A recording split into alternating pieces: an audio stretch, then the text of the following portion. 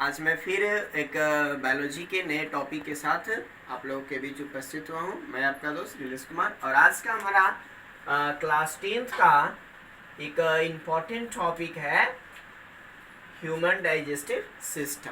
मैंने इसकी previous class में जो है ओरल कैविटी के बारे में जो है एक्सप्लेन किया था और ओरल कैविटी के बाद आज जो मैं आपको बताने वाला हूँ, ओरल कैविटी में मैंने बताया था कि इसके जो 4 पार्ट्स थे, tongue, teeth, salivary gland and palates.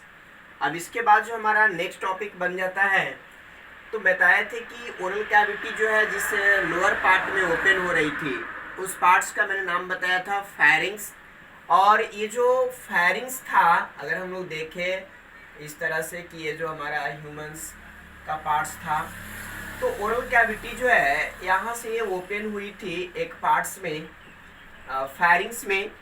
अब ये जो फेरिंग्स था ये 2 डक्ट्स में ओपन हो गई थी। एक का नाम मैंने बताया था गल्ट और एक का नाम बताया था ग्लोटिस।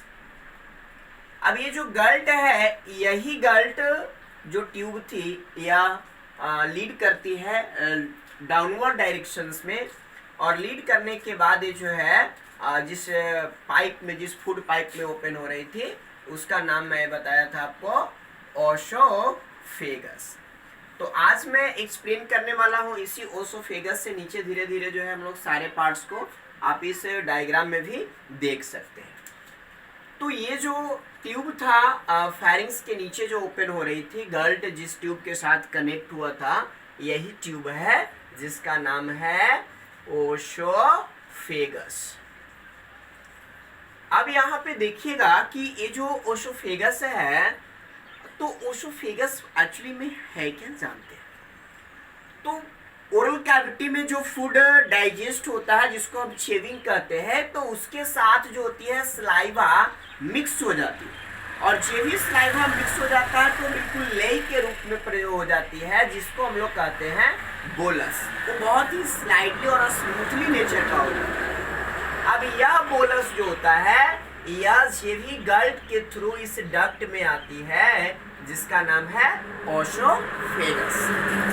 अब ये जो ओसोफेगस को अगर हम एक अलग पाइप में देख ले, इस तरह से जो होती है, एक कम्प्लीटली जो होती है थोड़ा सा मूव किया हुआ रहता है, तो जब इसमें फूड आता है तो इसमें वेव उत्पन्न हो जाते हैं, और वेव उत्पन्न हो जाता है तो यह जो ओसोफेगस की ट्यूब होती है, इसमें कंटिन्यूअसली कॉन्ट्रैक्शन एंड रिलैक्सेशन की प्रोसेस होता है, यानी ये सिकुड़ना और फैलना शुरू कर देता है। और जब इसमें इस वेव के कारण जब इसमें सिकुड़न और फैलाव होने लगता है, कॉन्ट्रैक्शन और रिलैक्सेशन की प्रोसेस हो जाती है, तो ऐसे एक मूवमेंट होता है, और उस मूवमेंट को हम लोग बोलते हैं पेरिस्टाल्टिक, यानी उसको लोग बोलते हैं पेरिस्टालसिस मूवमेंट।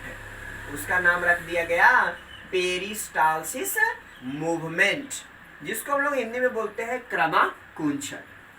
अब इसी पेरिस्टालसिस मूवमेंट के कारण जो होता है, यह फूड जो होता है नीचे की ओर पास करते हुए यह स्टोमक के एक पार्ट्स में ओपन होती है, जिसको हम लोग बोलते हैं ओसोफेगस स्फिनेक्टर।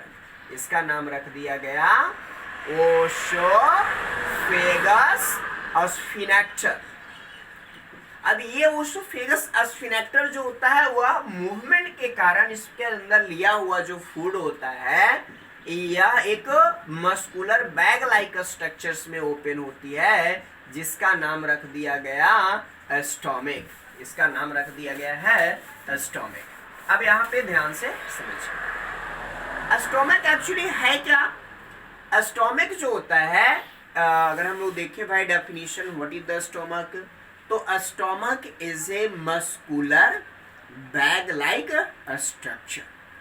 जो स्टोमक है, आमाशय जो होती है, यह मस्कुलर होता है और बैग लाइक स्ट्रक्चर होती है, जिसका शेप जो होता है अंग्रेजी वर्ड का बिल्कुल जे शेप का होता है। कई बार पूछा है कि भाई स्टोमक का शेप कैसा होता है, तो याद रखिएगा यह अंग्रेजी वर्ड का कैसा होता है, जे शेप का होता है। अब ये किस साइड होता है, तो एब्डोमिनल कैविटी के यह बिल्कुल लेफ्ट साइड में होता है। स्टोमक क्या होता है? मस्कुलर है, बैग लाइक स्ट्रक्चर होती है जो जे शेप की होती है और एब्डोमिनल कैविटी के लेफ्ट साइड में प्रेजेंट रहती है। अब ये जो लेफ्ट है, अगर हम लोग इस तरह से देखें तो ये हमारा जो होता है लेफ्ट साइड हो गया और स्टोमक जो होती है बिल्कुल इसी लेफ्ट डायरेक्शन में प्रेजेंट होता है। तो ये जो स्टोमक होते हैं तो एक्चुअली स्टोमक के जो होते हैं 3 पार्ट्स हो जाते हैं। एक पार्ट जो हो जाता है वो हो जाता है कार्डिक, एक पार्ट जो है हमारा वो है पाइलोरिक और एक पार्ट जो हो जाता है वो हो जाता है फंडस। तो डायरेक्टली ये जो अगर हम लोग देख ले भाई, स्टोमक का जो फर्स्ट पार्ट है इस तरह से जो आया और इसी में फूड स्टोर होना शुरू हो जाता है। तो ये जो पार्ट्स होता है इसको हम लोग बोलते हैं कार्डिक।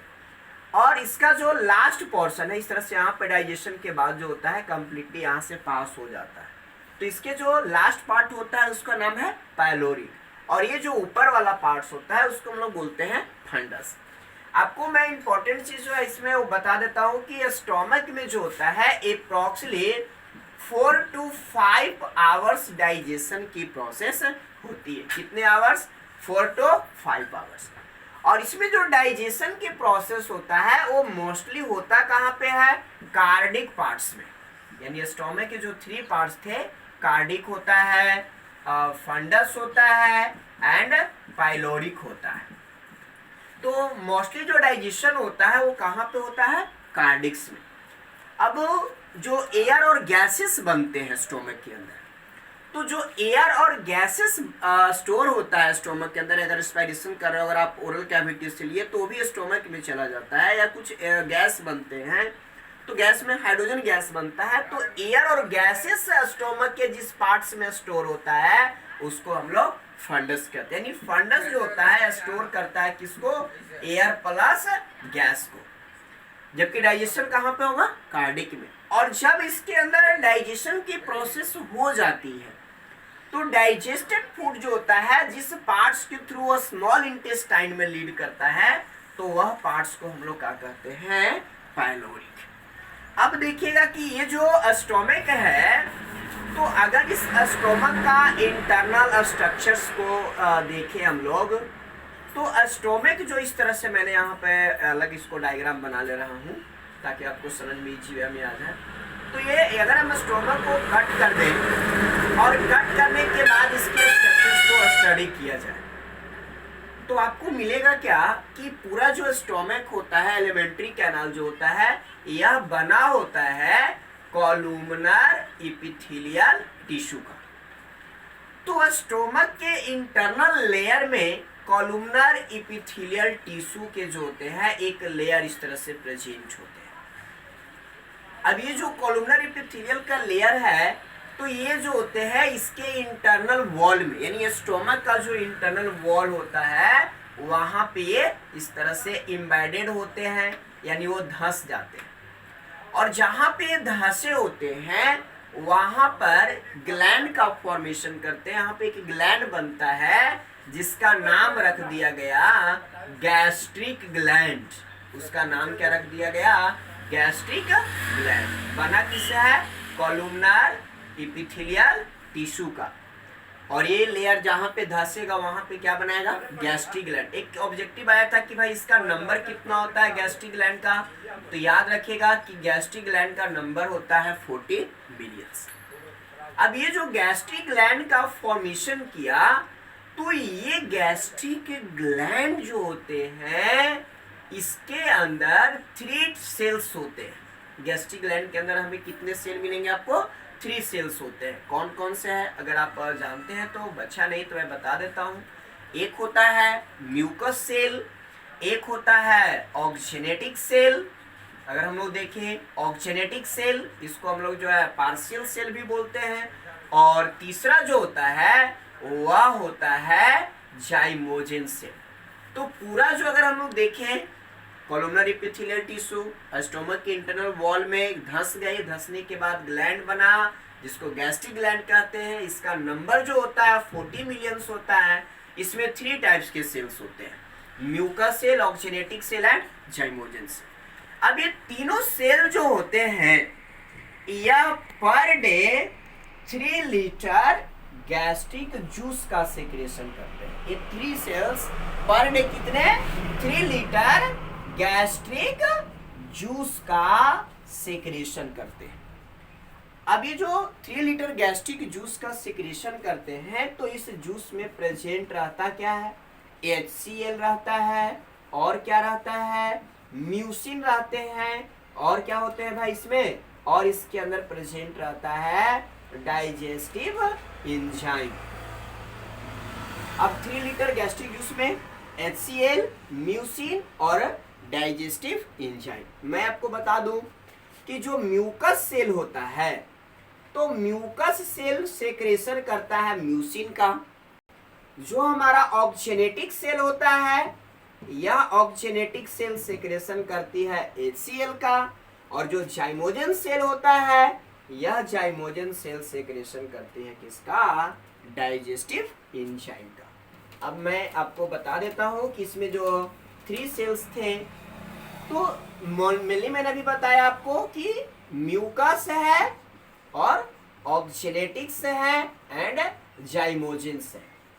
किसका सेक्रेशन किया, म्यूसिन का, और ये किसका सेक्रेशन करता है, HCl का, और ये जो होता है डाइजेस्टिव एंजाइम का। जो मेनली इंक्लूड किया हुआ है क्लास 10 का NCERT, ये 2 फंक्शंस देता है। ये हमें जो होते हैं प्रोटेक्शन करता है, इंटरनल जो वॉल होता है स्टोमक का इसको मॉइस्चरिंग प्रोवाइड करता है, स्मूथनेस प्रोवाइड करता है, जबकि HCl का अलग फंक्शंस है और डाइजेस्टिव एंजाइम का। तो स्टोमक में जो डाइजेस्टिव एंजाइम होते हैं जो डाइजेशन करते हैं वो करते किसका है, तो इसके अंदर डाइजेशन होता है प्रोटीन्स का, और किसका डाइजेशन होता है, फैट का। अब जो डाइजेस्टिव एंजाइम है वो एंजाइम है कौन से, तो यहाँ पे 3 एंजाइम्स होते हैं, याद रखिएगा। एक का नाम रख दिया गया है पेप्सिनोजेन, पेप्सिनोजेन या इसको प्रोपेप्सिन कहते हैं, और दूसरा जो हो जाता है वह हो जाता है हमारा गैस्ट्रिक लाइपेज, गैस्ट्रिक लाइपेज। और एक जो होता है ऐसे वक्त नहीं है उसका कुछ, मैं आगे अब इसे बता दूंगा।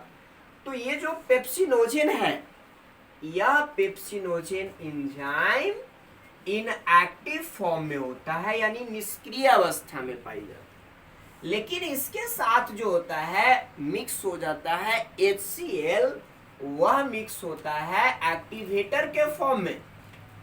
तो यही पेप्सिन जो होता है यह कन्वर्ट हो जाती है बिल्कुल पेप्सिन में, और जब यह पेप्सिन में कन्वर्ट हो जाती है तो यह एक्टिव हो जाता है, और यही एक्टिव होकर जो होती है यह डाइजेशन करती है किसका, प्रोटीन का, और प्रोटीन को यह डाइजेस्ट करके तोड़ देती है किसमें, पेप्टॉन में। और पेप्टॉन क्या होता है, पेप्टॉन जो है यह पॉलीमर होता है, किसका पॉलीमर होता है, एमिनो एसिड्स का। उसी तरह से जो गैस्ट्रिक लाइपेज होता है यह डायरेक्टली एक्ट करता है किस पर, फैट पर, और ये फैट को डाइजेस्ट करता है, और जब भी फैट का डाइजेशन होता है तो वह प्रोसेस को हम लोग बोलते हैं इमल्सिफिकेशन, याद रखिएगा, the digestion process of fat. तो गैस्ट्रिक लाइपेज किसका डाइजेशन करेगा, फैट का, और फैट का डाइजेशन करता है तो वह प्रोसेस को बोलते हैं हम लोग इमल्सिफिकेशन। और इमल्सिफिकेशन से जब फैट डाइजेस्ट होगा तो किसमें टूटेगा भाई, तो फैट जो होता है यह डाइजेस्ट होकर कन्वर्ट होता है फैटी एसिड प्लस ग्लिसरॉल में, यह किसमें कन्वर्ट कर देगा, फैटी एसिड एंड ग्लिसरॉल में।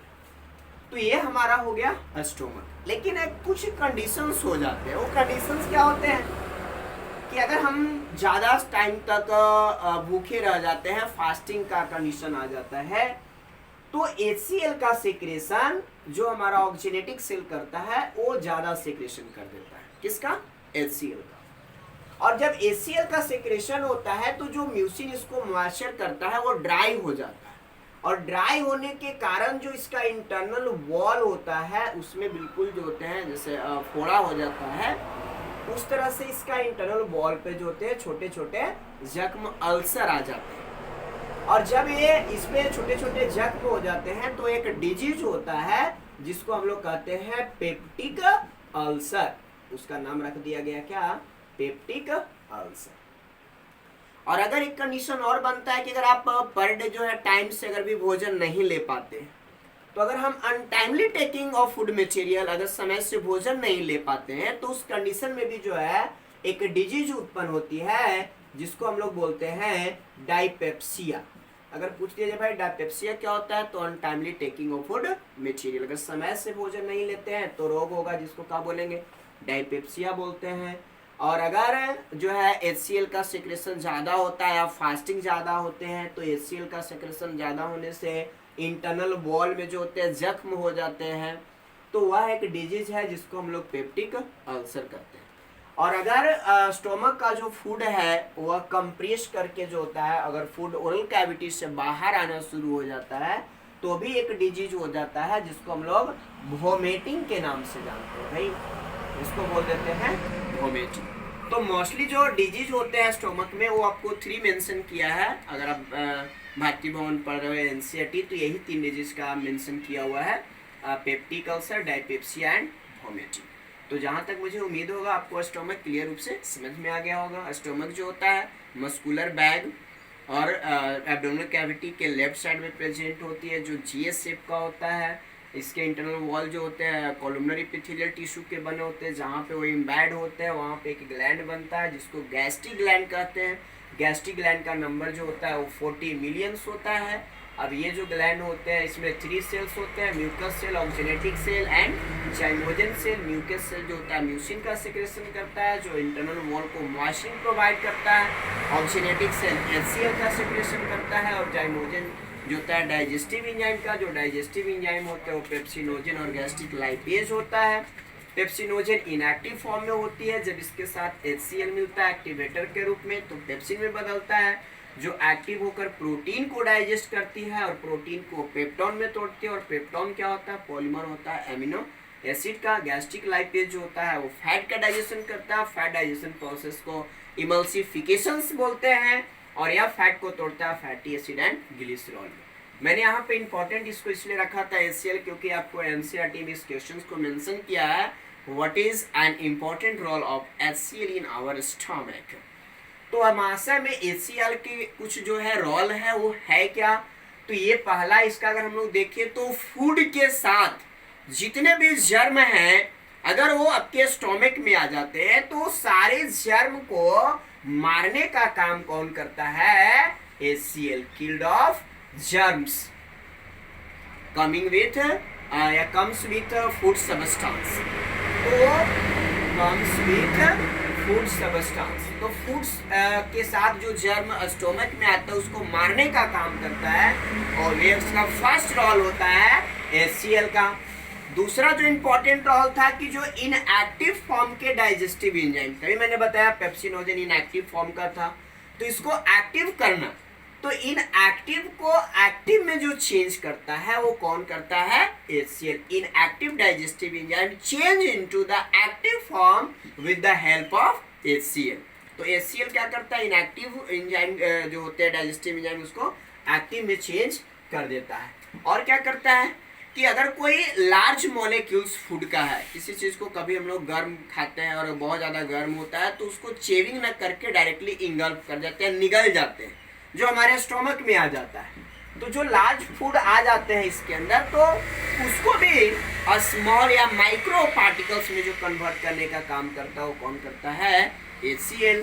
तो ये थे हमारे स्टोमक्स के कुछ पार्ट्स। अब देखिएगा कि ये जो स्टोमक होता है या नीचे की ओर खुलती है एक C शेप्ड स्ट्रक्चर में, यानी यहाँ हमारा स्टोमक खत्म होता है, और ये जो पार्ट्स है आप यहाँ से यहाँ तक देख रहे हो, ये पूरा पार्ट्स जो होता है इसको हम लोग बोलते हैं स्मॉल इंटेस्टाइन। आप इसको शॉर्ट फॉर्म में हम लोग SI भी बोल सकते हैं। तो स्मॉल इंटेस्टाइन, SI का मतलब सिंपल इंटेस्ट मत समझिएगा, स्मॉल इंटेस्टाइन हो गया। तो स्मॉल इंटेस्टाइन के 3 पार्ट्स हो जाते हैं। एक्चुअली जो होता है ये बॉडी का सबसे लार्जेस्ट पार्ट होता है, जिसका लेंथ होता है 6 मीटर और 25 सेंटीमीटर। तो अब यहाँ से देखिए कि इसके जो 3 पार्ट्स है, ये जो यहाँ पे बिल्कुल एक सी शेप में कन्वर्ट हो रहा है, इस पार्ट्स का नाम रख दिया गया ड्यूडेनम। अब यहाँ पे जो बहुत ही क्वाइल्ड स्ट्रक्चर है, इस पार्ट्स का नाम रख दिया गया है जेजुनम। और ये जो लास्ट इसका पार्ट्स होता है, इस पार्ट्स का नाम रख दिया गया इलियम।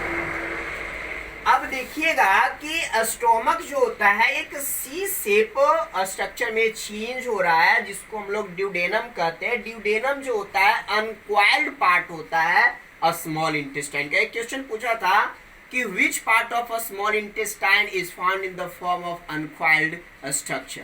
तो स्मॉल इंटेस्टाइन का कौन सा भाग जो होता है अनक्वाइल्ड होता है। बाकी जो होते हैं जेजुनम और इलियम बहुत ही क्वाइल्ड है, लेकिन इसका एक पार्ट होता है अनक्वाइल्ड होता है, वो कौन है, ड्यूडेनम यानी ग्रहणी। तो स्टोमक के अंदर जो डाइजेशन कंप्लीटली हो जाता है, तो वह डाइजेस्टेड फूड को हम लोग काइम बोलते हैं। डाइजेस्टेड फूड को क्या बोल दिए, काइम। और यही काइम जो होती है यह ड्यूडेनम में ओपन होती है। तो ड्यूडेनम जो होता है ये अंदर में इसका एक डक्ट खुलती है, और ये जो डक्ट है ये 2 डक्ट के साथ जुड़ जाता है। इसके अंदर जो डक्ट होते हैं वो 2 डक्ट के साथ जुड़ जाता है। जैसे देखिए ये जो यहाँ पे डक्ट है, यहाँ से आया तो ये 2 डक्ट के साथ जुड़ गया। ये ड्यूडेनम था और यहाँ पे आकर जुड़ा, तो यहाँ पे कितने डक्ट हो गए, एक ये डक्ट हो गया और दूसरा यहाँ पे डक्ट है।